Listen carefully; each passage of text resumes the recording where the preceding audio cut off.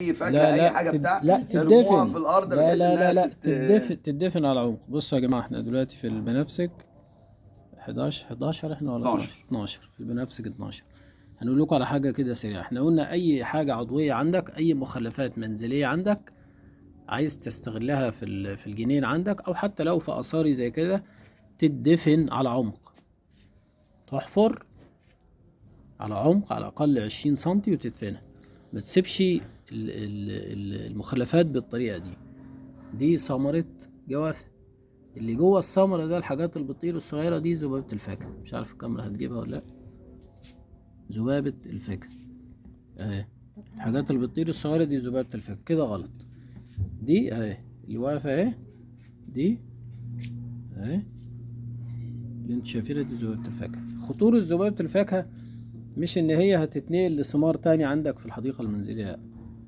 ذبابة الفاكهة دي لو دخلت جوه عندك في البيت وانت سبت اكل لمدة ثواني معدودة على السفرة في المطبخ عندك، الذبابة دي اصبحت العلم الحديث اثبت ان هي بتنقل بعض انواع البكتيريا الممرضة.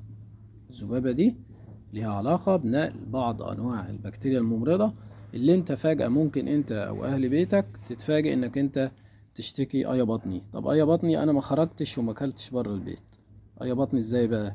اي بطني من هذه الذبابة.